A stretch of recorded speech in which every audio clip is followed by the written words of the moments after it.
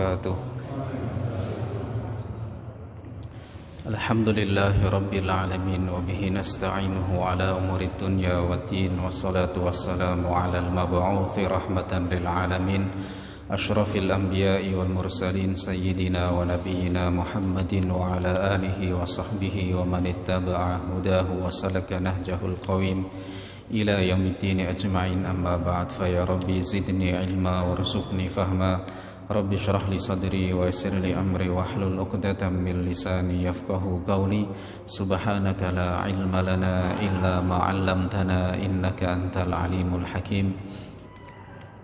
Allahumma inna nas'aluka ilman nafi'a wa rizqan thayyiba wa 'amalan mutaqabbala. Allahumma inna na'udzubika min qalbin la yakhsha wa du'ain la yusma' wa ilmin la yanfa' wa amalin la yurfa' wa nafsin la tashba'. Kaum muslimin dan muslimat yang dimuliakan oleh Allah Subhanahu wa taala, insyaallah kita lanjutkan tafsir surah Thaha. Terakhir kita sampai pada ayat ke-70, di mana Allah menyebutkan ayat yang ke-70, A'udzubillahi minasyaitonirrajim, fa ulqiyas saharatu sujjada qalu amanna bi rabbi Harun wa Musa. Lalu para penyihir itu tersungkur sujud. Mereka berkata, kami beriman kepada Tuhannya Harun dan Musa. Tentu pengakuan iman yang diungkapkan oleh para penyihirnya Fir'aun ini, bahwa mereka masih dalam keadaan sadar, masih dalam keadaan hidup, dan kematian bukanlah di ambang mata mereka. Berbeda dengan imannya Fir'aun ketika dia falamma adrakahul gharaqu qala amantu annahu la ilaha illa alladzi amanat bihi banu Israil wa ana minal muslimin. Fir'aun ketika mau tenggelam, dia tahu dia akan tenggelam, dia tahu dia akan mati, tidak ada jalan keluar, tidak ada jalan dia untuk bisa selamat, sehingga dia mengucapkan, saya beriman kepada Tuhan yang diimani oleh Bani Israel, dan saya termasuk orang yang berserah diri. Maka taubat seperti ini, pengakuan seperti ini sudah tidak lagi diakui oleh Allah Subhanahu wa taala. Sehingga dalam kisah Fir'aun ketika ditenggelamkan di Laut Merah, itu dimasukkan ke dalam mulutnya sampai ke kerongkongannya itu pasir dari laut tersebut yang berwarna hitam. Ini dimasukkan oleh malaikat Jibril supaya Fir'aun tidak bisa berucap apalagi, karena khawatir kalau taubatnya Fir'aun, imannya Fir'aun ini diterima oleh Allah. Padahal selama hidupnya dia durhaka, selama hidupnya dia ingkar, mengaku sebagai Tuhan. Khawatir masa dengan akhiran yang dianggap mungkin baik seperti ini dia beriman, kemudian dia bisa masuk surga. Maka Allah Maha Adil, maka bahwa taubat yang datang, taubat yang ada ketika seseorang ini ajalnya sudah di depan mata, tahu bahwa dia akan segera mati, maka taubat seperti ini tidak diampuni oleh atau tidak diterima oleh Allah Subhanahu wa taala. Berbeda dengan taubatnya dan imannya para penyihirnya Fir'aun. Dia kalah dengan Nabi Musa, kemudian dia tersungkur karena dia sudah tahu, sudah ada kontrak dengan Fir'aun. Kalau memang sama-sama sihir, kita pasti menang karena jumlah kita lebih banyak, ya. Sehebat apapun seorang, misalkan ya, orang ahli bela diri misalkan, ya, dikeroyok sama orang 100 misalkan, ya tetap dia lemes, gitu kan. Ya kan? Ya, ada orang ahli bela diri, dia meskipun pakai dia senjata, kan, tetap ya memang ada yang mati mungkin barangkali orang 100 itu, tapi pada akhirnya dia kalah. Kalau sama-sama sihir, kami pasti dengan mudahnya kami menang. Tapi kalau itu bukan sihir, sebagaimana kita pernah dengar yang namanya mukjizat nabi-nabi yang datang sebelum zaman kita, ada dulu kisah para nabi itu. Tentu kita sudah pernah mendengarnya. Maka kalau demikian, kita tidak mungkin la taqata lana, kita tidak ada daya, tidak ada kekuatan bagi kami untuk mengalahkan. Maka benar, ya, Fir'aun meyakinkan mereka, kalian pasti menang. karena Musa juga sihir. Ya, kemudian para penyihir ini dari awal kontraknya ini sudah ada berselisih faham dengan Fir'aun. Jadi kalau para penyihir dia mengatakan kalau sama-sama sihir kami mudah memenangkan. Tapi kalau itu datangnya dari Allah, dari Tuhan semesta alam seperti itu, maka pasti kami akan kalah. Musa lah yang menang. Benar. Jadi ini sudah ada apa Bapak Ibu sekalian, ada secercah harapan, secercah cita-cita kalau para penyihir itu mau beriman. Jadi para mu'alaf itu mereka enggak ujuk-ujuk, mereka enggak fujaah, mereka enggak tiba-tiba. Ada proses, orang ini mau menerima hidayah itu ada proses. Ya.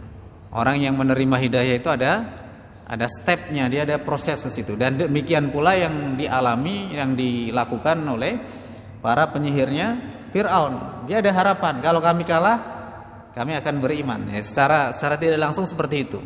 Tapi Fir'aun justru dengan angkuhnya mengatakan kalian pasti menang. Jangan khawatir, kalian menang. Kalian akan mendapatkan upah yang besar dan kalian akan mendapatkan pangkat derajat yang dekat dengan saya, seperti itu. Ya, pada akhirnya pertandingan antara mukjizat dengan sihir ini dimenangkan oleh Nabi Musa dalam waktu sekejap. Nah, sehingga mereka tersungkur, para penyihir ini tersungkur, sujud kepada Allah dan mengatakan amanna bi rabbi Harun wa Musa. Ada di beberapa ayat yang disebutkan amanna bi rabbi Musa wa Harun. Ya, ada dengan lafaz amanna bi rabbi Harun wa Musa seperti di surat Thaha. Karena apa? Ini untuk menyesuaikan saja akhiran dari surat Thaha yang diakhiri dengan Thaha ma anzalna 'alaikal qur'ana litashqa. Mat kan seperti itu. Nah, kemudian kalau yang diakhiri dengan mat arid tulis sukun di beberapa ayat amanna bi rabbi Musa wa Harun. Ya, kami beriman dengan Tuhannya Musa dan Tuhannya Harun. Ya, sedangkan di sini diawali dengan Harun wa Musa. Menyebutkan Nabi Harun dulu baru kemudian Nabi Musa. Dan apa yang dilihat oleh para penyihir ketika mereka bersujud, mereka diperlihatkan oleh Allah, dan ini luar biasa sekali. Orang selama hidupnya penyihir, ya, mereka ini penyihir tulen, kan? Mereka orang-orang pilihan. Karena sudah yang saya sampaikan sebelumnya, punya profesi penyihir, ya, sebagai penyihir di zamannya Fir'aun itu adalah profesi yang sangat menjanjikan. Ya, misalkan ada, kalau dulu zaman Pak Karno itu yang malah yang keren tuh kalau jadi orang, ya jadi ya karyawan, bukan PNS misalkan, ya kan. Misal PNS itu kan baru mulai keren itu kan zaman Gus Dur mulai. Ya kan, mulai Gus Dur. Saya punya teman dulu kakak kelas, ya, dari Thailand, itu sengaja kuliah nggak dinaikin. Karena apa? Gajinya gede, tiap bulannya gede. Jadi, waktu itu apalagi kalau dolar lagi naik, ini Trump sama siapa ya mau tarung ini kan mempengaruhi rupiah, kurs rupiah ini 16.000 sekian. Euro sudah 17.000, pound sterling apalagi. Ini geopolitik mempengaruhi kurs ini mata uang nih kan. Nah, ini sehingga waktu itu misalkan zaman itu ASN gajinya masih 200.000. Tapi kuliah itu gajinya ya, kuliah yang ini ya. Ya bukan di Indonesia, namanya bukan yang ini. Kalau Indonesia kuliah bayar. Sekarang aja kuliah negeri aja bayarnya mahal. Ya kan? Bayarnya mahal sekarang. Kalau saya lebih milih, menurut saya pribadi mending sekolahnya murah, nggak usah ada makan. Kalau saya pribadi kalau makan gratis sama kuliah gratis mending milih kuliah gratis gitu kan. Kalau saya pribadi gitu kan ya. Jadi misal seperti itu. Sekarang masuk PTN saja perguruan tinggi negeri udah mahal. Ya, ada interview orang tuanya kerjanya apa. Ya, nanti kalau disesuaikan nanti SPP-nya nanti berapa. Ya, kalau tidak mampu harus ada surat keterangan tidak mampu dan lain sebagainya. Padahal negeri kan. Negeri tapi bayarnya mahal, ya kan, seperti itu. Nah, jemaah sekalian rahimakumullah, jadi profesi yang menjanjikan waktu itu jadi tukang sihir di masanya Firaun. Nah, ketika mereka ini dikalahkan oleh Nabi Musa, ya, di sini dengan izin Allah Subhanahu wa taala mereka tersungkur sujud, dan ini luar biasanya mereka ketika sujud diperlihatkan tempat mereka nanti di surga. Biasanya orang beriman, orang yang istiqomah, ya, yang orang seperti yang disebutkan di surat Fussilat, ya kan, itu bahwasanya malaikat itu akan datang, ya, bahwa untuk memperlihatkan, Allah akan memperlihatkan tempat tinggal kita nanti. Ya, ini orang soleh, orang beriman, orang baik, orang soleh akan diperlihatkan nanti tempat tinggalnya nanti di surga. Dia tersenyum, sepanjang mata memandang itu malaikat menemaninya. Tatanazzalu alaihil malaikatu alla takhafu wa la tahzanu wa abshiru bil jannati allati kuntum tu'adun. Ya.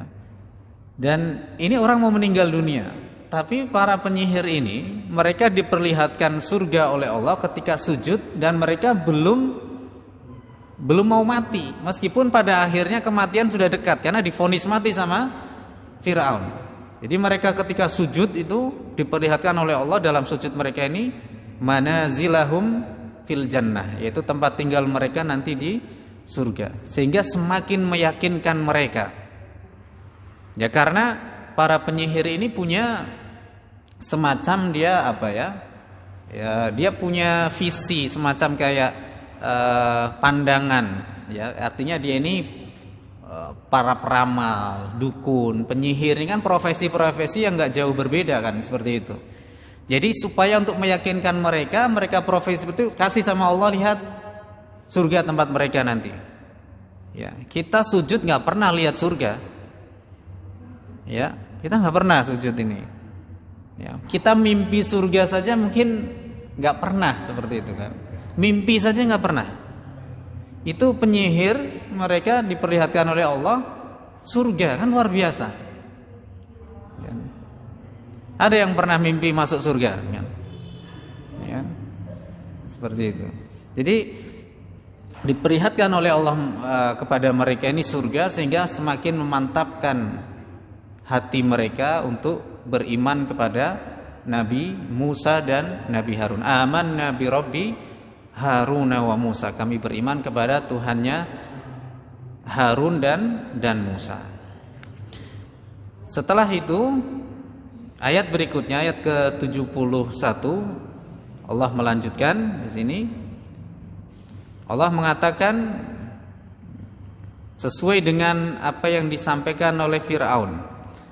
Qala amantum lahu qabla an adzana lakum innahu lakabirukumul ladzi 'allamakumus sihr fala uqatti'anna aydiyakum wa arjulakum min khilaf wa la usallibannakum fi judhu'in nakhli wa la ta'lamunna ayyuna ashaddu 'adzaban wa abqa. Fir'aun berkata, kalian beriman kepadanya, yaitu kepada Musa, sebelum aku izinkan kepada kalian. Kalian dapat profesi sebagai penyihir atas izin saya. Jadi Fir'aun ini menyeleksi setiap kampung ini siapa yang mau layak jadi penyihir. Misalkan kalau sekarang itu ada audisi lah, misalkan seperti itu, ada audisi, ada kualifikasinya. Ini yang layak, kira-kira paling layak untuk dijadikan ini. Ya, misal ini orang mau ada seleksi dai misalkan gitu, atau seleksi apalah gitu, kalau zaman ini diseleksi. Ya, profesi kalian tuh kalian digaji oleh negara. Tiba-tiba kalian membangkang, ya, membuat saya malu di hadapan banyak orang, beriman kepada Musa dan Harun, itu kira-kira seperti itu ya. Fir'aun marah-marah seperti itu. Padahal aku tidak izinkan kalian. Harusnya kalian kalau mau beriman ada izin dari saya kasih izin kalian. Ya otomatis kalaupun mau izin Fir'aun, saya mau beriman sama Musa, ya pasti nggak boleh. Ini bahasa basi lah itulah. Ya, Fir'aun ini bahasa basi ya. Misalkan ya, saya mau beriman sama Musa boleh nggak, wahai tuanku yang mulia Fir'aun? Ya nggak boleh. Ya. Ini bahasa, karena apa? Fir'aun merasa dia sudah memberikan banyak jasa kepada siapa? Pada penyihir, gitu kan? Sehingga kok kalian bisa-bisanya beriman tanpa seizinku? Innahu lakabirukumul ladzi 'allamakumus sihr. Sesungguhnya dia Musa benar-benar pemimpin kalian yang mengajarkan kepada kalian sihir. Ini juga kata-kata yang nggak nyambung sebenarnya. Gimana Nabi Musa mengajarkan sihir kepada para penyihirnya Fir'aun? Ibaratnya ketemu aja baru di lapangan, gimana itu belajar dengan Nabi Musa? Ini kan, ini sebenarnya Fir'aun ingin memberikan syubhat kepada para pemirsa, gitu kan, kepada orang yang hadir di situ, kepada khalayak ramai, bahwasanya ingin bikin orang ini supaya bingung, supaya orang ini mengalihkan perhatiannya, bahwasanya ternyata selama ini bikin fitnah, bikin syubhat kalau Nabi Musa inilah yang biang keroknya, ini biang keladinya itu adalah Musa, kata Fir'aun seperti itu. Ya, kabirukum la kabirukum, kata kabir itu maksudnya adalah, kalau secara bahasa kabir ini artinya besar, orang yang besar. Nah, kabir seperti ada orang Arab mengatakan kabirul qaum, maksudnya adalah ra'isul qaum, maksudnya adalah pembesarnya atau ketuanya, pimpinannya. Jadi kalau orang-orang Hijaz ada anak-anak kecil zaman itu, ya, itu ketika mereka datang dari guru mereka, mereka akan mengatakan ji'tu min indi kabiri, saya datang dari guru kami, dari ketua kami. Ya, jadi guru, pemimpin, orang yang berpengaruh ini disebut sebagai istilah kabir, ya, pemimpin. Kabir yang secara bahasa itu artinya adalah apa? Secara etimologisnya artinya besar, tapi ini artinya dimaksudkan di sini la kabirukum adalah pembesar atau ketua, guru, ustadz, ya, syekh. Ya, ini kabir. Seperti dalam syairnya Imam Syafi'i pernah mengatakan al-alimu kabir wa in kana saghiran. Orang yang berilmu itu besar meskipun dia kecil.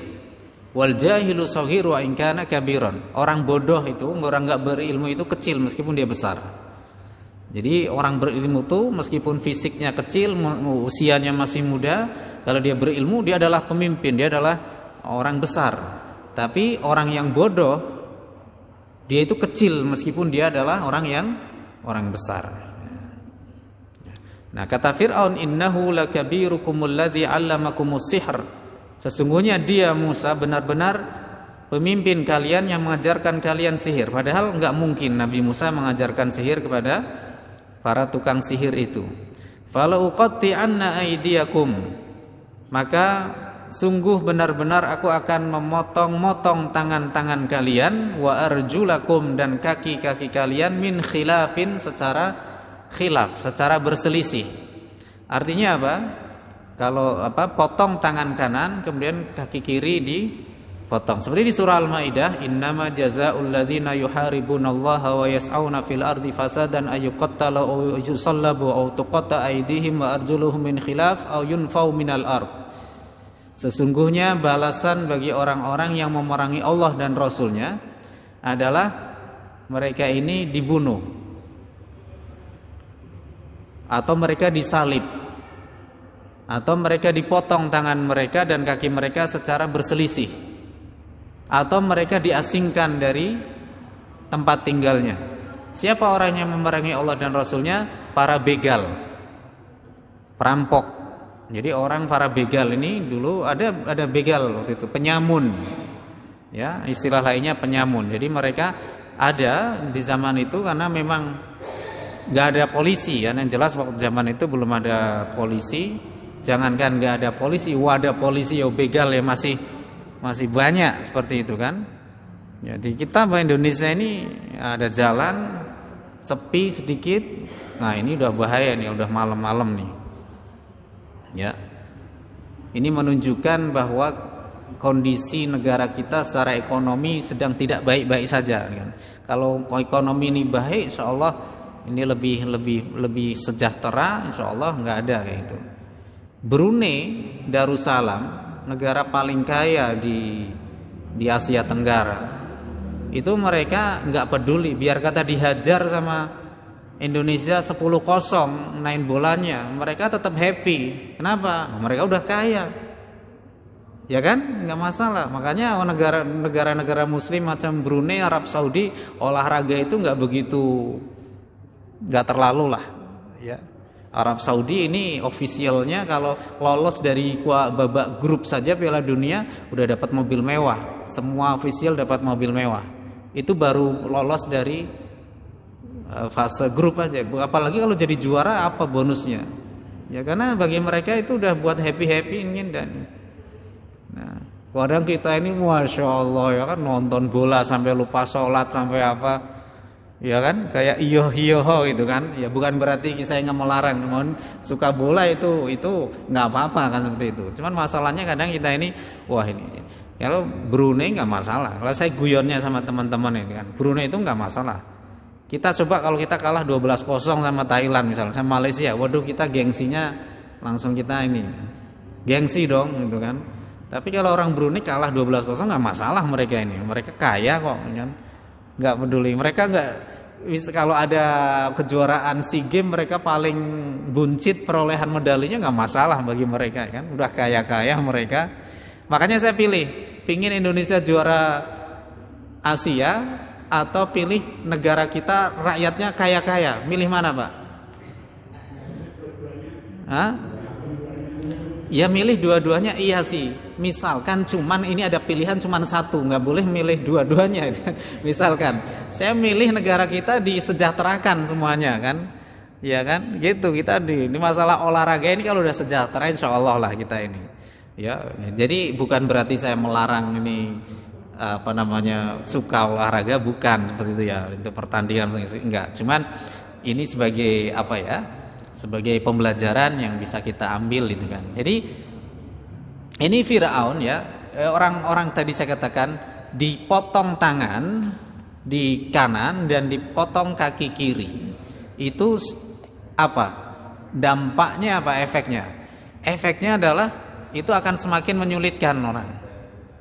Pincangnya itu jadi ini tangan kanan dia sebagai sebagai aktivitas ya, karena kebanyakan orang ini pakai tangan kanan untuk aktivitas ini. Tangan kanan relatif lebih kuat daripada tangan kiri, meskipun ada orang-orang kidal di bumi ini, ada orang-orang kidal ya, tapi orang-orang kidal itu sedikit ya. Bahkan kalau dalam yang saya tahu gitu ya, informasi itu, atlet itu yang kidal itu cuman 30%. 70% itu mereka kaki kanan, tangan kanan. 30% mereka ini kidal. Begitu juga dengan setir mobil. Setir mobil itu di dunia itu 70% itu setirnya ada di kiri. Yang 30% itu ada di 30% ada di kanan, dan kita termasuk yang kanan. Ya. Jadi kita itu termasuk yang setir ada di sebelah kanan. Kita termasuk 30%. Jepang itu kanan, India kanan, Asia Tenggara kanan kan. Tapi udah Timur Tengah, Afrika, Amerika, Eropa itu setirnya mana? Kiri. Inggris tapi kanan kan. Agak beda. Tapi kebanyakan rata-rata 70% itu negara setirnya kiri. Itu 70%, 30% di kanan. Ya. Jadi ini untuk dipotong tangan kanan dan kaki kiri. Gak cukup gitu saja. Karena seperti balasan bagi para begal itu seperti itu. Potong tangan kanan, kaki kiri, habis itu disalib. Ya, disalib. Wala usallibannakum fi judhu'in nakhli, dan sungguh benar-benar aku akan menyalib kalian fi judhu'in nakhli, pada di atas batang-batang kurma. Ya, di atas batang-batang kurma. Wala ta'lamunna ayyuna asyaddu 'adzaban wa abqa, dan sungguh kalian benar-benar akan tahu siapa di antara kita yang lebih lebih dahsyat azabnya dan lebih kekal. Jadi disalib di batang kurma, di pohon kurma ada di batangnya. Dan pohon kurma ini tinggi, ya seperti pohon kelapa. Jadi disalib.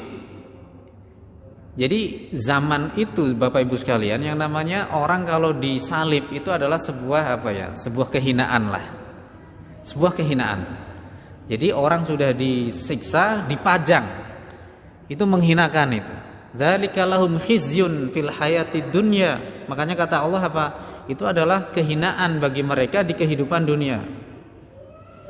Ya, jadi itu di model penyiksaan yang menghinakan. Ya, itu apa? Ketika orang sudah dipotong itu segala macam, kemudian ditambah disalib mereka seperti itu. Ya, makanya untuk para begal ini kata para ulama ada yang ada dibunuh, dipotong tangan. Jadi gini, ada yang disalib. Misalkan kalau begal itu cuman mengambil hartanya orang saja. Ada begal, dia ngancam, kemudian diambil itu, motornya diambil, mobil diambil itu, maka balasannya, tapi dia nggak bunuh orang itu, maka balasannya adalah dipotong tangan kanan dan kaki kiri. Tapi kalau dia kok sudah sudah itu ngambil kemudian membunuh, maka itu harus dibunuh seperti itu. Bahkan dalam Al-Qur'an dikatakan disalib seperti itu. Ya kan, dipajang itu diperlihatkan. Nah, itu adalah sebuah kehinaan yang Allah berikan kepada ini. Tapi kalau cuman baru meden-medeni, kemudian dia belum sempat eksekusi. Dia belum ngambil harta dan juga belum sempat menganiaya orang yang mau dibegal, maka dia diasingkan. Au yunfau minal ard, maka dia diasingkan. Kalau sekarang ya di penjara lah seperti itu. Tapi sekarang enggak, permasalahannya orang bunuh ya di penjara, orang rampok ya di penjara semua. Makanya bagaimanapun hukum yang terbaik itu adalah hukumnya Allah Subhanahu wa taala. Ini yang paling adil. Coba kalau umpamanya para begal itu seperti itu syariat Islam. Saya yakin insyaallah orang mau begal, mau nyuri, mau ngutil, mau apa segala macam itu mikir lagi dia ulang-ulang nih. Ya sekarang ini ya, belum lagi nanti Agustusan dapat grasi, ya dapat potongan, berkelakuan baik lah segala macam. Ini orang nggak akan bikin kapok lah seperti itu. Ya, nah, ini Fir'aun mengancam, ya kata fi judhu'in nakhli, di atas batang-batang kurma. Kata dalam bahasa Arab, sesuatu yang digantung pada sesuatu yang lain itu sebenarnya menggunakan lafadz ala. Jadi bukan dengan lafadz fi. Misalkan, ya ini ada jam, as-sa'atu 'alal jidar, bukan as-sa'atu fil jidar. Ya. Maksudnya apa? Jam dinding itu di atas tembok. Maksudnya bukan berarti di atas temboknya sini enggak, tapi gantung di tembok.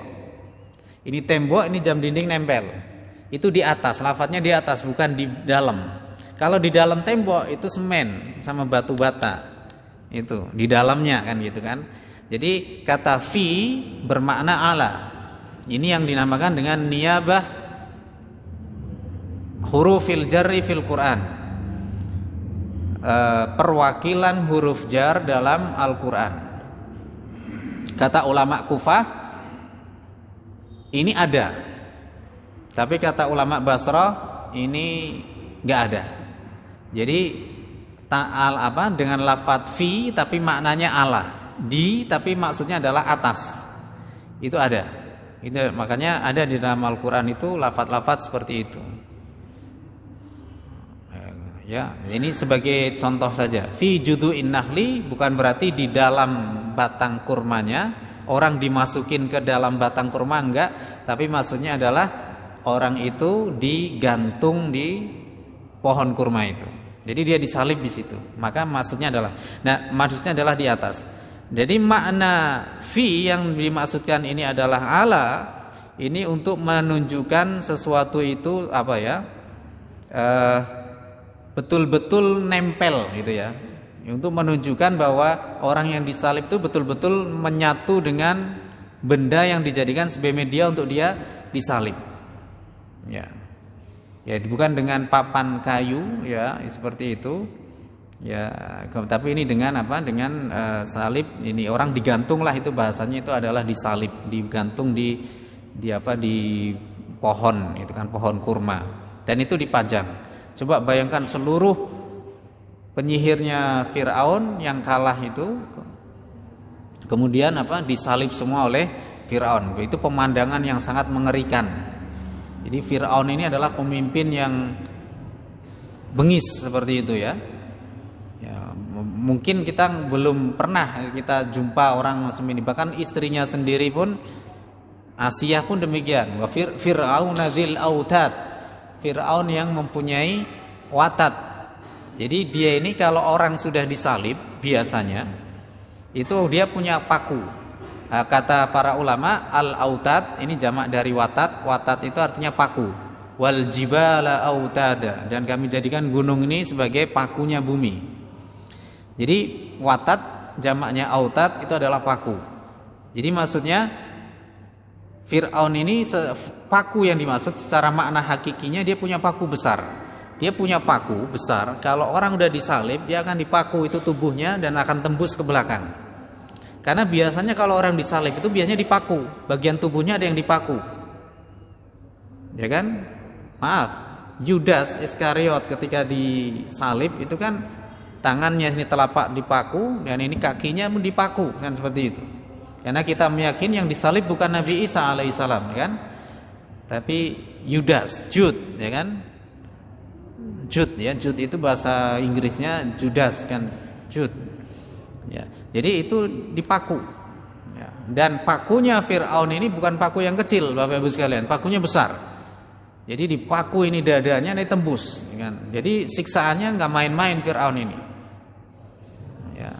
Makanya ini makna hakiki dari autat. Wa Fir'auna dzil autat, Fir'aun yang mempunyai paku, itu adalah paku yang secara hakiki, paku besar yang dipaku ke tubuh orang yang disiksa Fir'aun. Dan makna yang kedua adalah Fir'auna dzil autat adalah Fir'aun yang mempunyai pasukan yang sangat kuat. Nah ini dua-duanya saling melengkapi, karena Fir'aun punya paku itu untuk mengeksekusi orang, dan juga dia punya pasukan yang sangat kuat sehingga dia sombong. Dia sombong, pasukannya sangat kuat seperti itu. Tapi habis semuanya, habis ditenggelamkan oleh Allah di Laut Merah nanti. Dan Fir'aun mengancam, wala ta'lamunna ayyuna asyaddu 'adzaban wa abqa, dan kalian akan tahu, sungguh kalian akan benar-benar akan tahu siapa di antara kami, siapa antara Musa atau saya yang siksanya paling menyakitkan dan paling kekal. Karena apa? Nabi Musa seorang nabi ini pasti dia akan basyiran wa nadhiran. Nabi ini selalu memberi kabar gembira dan juga memberi peringatan, menyampaikan janji-janji dari Allah berupa surga, balasan bagi orang-orang yang beriman dan beramal soleh, dan bagi orang yang kufur, orang yang bermaksiat, mereka akan dapat peringatan, ada ancaman berupa neraka. Jadi di sini sehingga Fir'aun seakan-akan menyampaikan kepada para penyihirnya yang beriman kepada Nabi Musa, kalian akan tahu, kalian baru dijanji-janji oleh Musa, kalau kalian ini kalau nggak beriman nanti di akhirat akan disiksa oleh Tuhannya Musa. Mana itu benar nggak? Inilah saya ingin membuktikan bahwasanya siksa saya juga nggak kalah ngerinya dengan siksanya yang diancamkan oleh Musa, gitu kan? Jadi kalau Musa mengancam kalian kalau tidak beriman disiksa nanti di akhirat, saya ini siksa saya, kalian sudah kupotong tangan kaki, kalian kusalib, ya kan, dan lain sebagainya, dibunuh. Mana ini yang paling ngeri, siksanya Tuhannya Musa atau siksanya saya? Mana yang lebih kekal, ya kan? Ini ancaman yang diberikan oleh Fir'aun kepada para tukang sihirnya. Apa jawaban tukang sihir Fir'aun? Qalu lan nu'thiraka ala ma ja'ana minal bayyinati walladhi fatarana faqdi ma anta qadin innama taqdi hadhil hayatad dunya.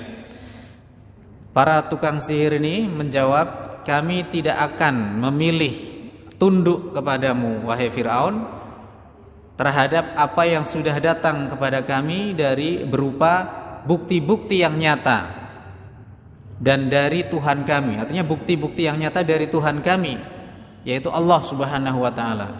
Sudah jelas bukti-buktinya. Nabi Musa punya mukjizat, ya ini sebagai pelengkap dan juga sebagai penguat bukti bahwasanya beliau ini adalah seorang nabi dan rasul. Dia punya tongkat, beliau punya tongkat, yang tongkat ini bisa berubah menjadi ular dan telapak tangannya bisa mengeluarkan sinar yang terang benderang, dan buktinya hari ini kami kalah. Ya, maka itu adalah bukti yang nyata bahwasanya Musa itu benar, Harun itu benar. Walladzi fatarana, dan apa yang telah datang dari yang telah menciptakan kami, yaitu Allah Subhanahu wa taala. Fatara itu muradif dari khalaqa. Bedanya kalau khalaqa ini lebih umum, kalau fatara ini lebih khusus, menciptakan yang sebelumnya belum ada. Itu fatara. Alhamdulillahi fatiris samawati wal ard, ja'ilil malaikati rusulan uli ajnihati mathna wa thulatha wa ruba. Segala puji bagi Allah yang menciptakan langit dan bumi. Maksudnya sebelumnya berarti belum pernah ada langit dan bumi. Seperti orang Arab ketika mengatakan fatartu al-bi'ra, saya membuat sumur ini. Jadi sebelumnya di tempat ini belum ada sumur. Maka orang yang pertama kali bikin sumur di tempat itu, dia mengatakan fatartu, saya menciptakan, saya yang membuat sumur ini. Jadi fatir dengan fatara dengan khalaqa itu artinya sama-sama mengadakan, menciptakan. Bedanya kalau fatara menciptakan, mengadakan yang sebelumnya belum pernah ada. Ya. Faqdi ma anta qad, maka putuskanlah apa yang mau kau putuskan. Kau ini hakim di dunia saja wahai Firaun, ya kan? Putuskan. Innama taqdi hadhil hayatad dunya, sesungguhnya kamu hanya bisa memutuskan di kehidupan dunia ini saja. Tapi akhirat, maka Allah adalah sebaik-baik hakim, seadil-adilnya hakim itu adalah nanti Allah Subhanahu wa taala di akhirat. Jadi kamu hanya bisa memutuskan ini di dunia saja. Kami tetap silahkan kau putuskan kami mau diapakan, mau silahkan, itu terserah kamu. Kamu hanya menjadi hakim di dunia saja ini. Ini peringatan keras bagi orang-orang yang berprofesi sebagai seorang hakim, ya kan, memutuskan perkara. Mau hakim agung, mau hakim mahkamah konstitusi, apalah pokoknya hakim. Ya, bahkan kata Nabi, al-qudhatu thalathah. Kata Nabi apa? Hakim itu ada 3. Ithnani finnar wa wahidun fil jannah. 2 di neraka, 1-nya di surga. Jadi kemungkinan besar jadi hakim itu masuk surganya 1/3. Masuk nerakanya kemungkinannya 2/3. Ya. Jadi karena apa? Yang pertama apa? Hakim yang masuk neraka itu dia tidak tahu duduknya perkara, dia jahil dengan ilmu itu, dia putuskan dengan kejahilan, maka dia masuk neraka. Yang kedua, dia masuk neraka juga. Hakim yang kedua, dia tahu duduk perkaranya, tapi dia putuskan sesuai dengan hawa nafsunya, dia juga masuk neraka. Lebih ini lagi, lebih parah lagi itu. Dan yang masuk surga adalah dia tahu kebenaran, dia putuskan sesuai dengan kebenaran yang dia yakini, maka dialah yang masuk surga. Maka kata Nabi, hakim itu ada 3, 2 masuk neraka, 1 yang masuk surga. Jadi ini apa namanya, satu peringatan ya seperti itu. Jadi ya, siapapun itu hakimnya, entah itu hakim agung atau hakim mahkamah konstitusi, Allahu a'lam, pokoknya hakim yang berprofesi hakim di dunia ini. Ya. Ya, al-hakim atau al-qadhi, ya, al-qadhi. Innama taqdi hadhil hayatad dunya, karena engkau ini hanya bisa memutuskan sebuah perkara hanya di kehidupan dunia saja. kau tidak akan bisa apa-apa nanti di akhirat wahai Fir'aun, sehingga kami akan tetap memutuskan bahwa kami tetap beriman kepada Allah Subhanahu wa taala. Ya. Kata amantum lahu, beriman kepadanya. Maksudnya beriman kepada Nabi Musa sebagaimana firman Allah, fa amana lahu Lut. Yang beriman kepada Ibrahim adalah siapa? Lut, yaitu Nabi Lut.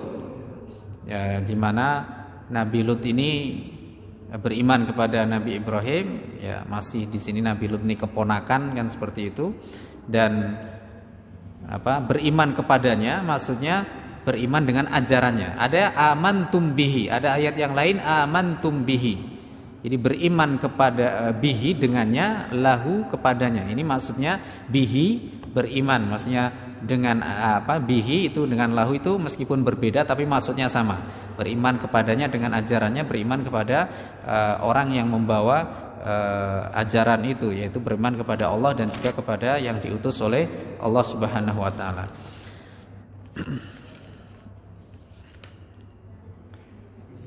Habis ya? Oke, baiklah jamaah sekalian rahimakumullah, insyaallah ini ayat 71 sampai 72, insyaallah ayat 73 dan berikutnya kita akan lanjutkan pada kesempatan yang lainnya. Alhamdulillahirabbil alamin, subhanakallahumma wa bihamdika asyhadu an la ilaha illa anta astaghfiruka wa atubu ilaik. Assalamualaikum warahmatullahi wabarakatuh.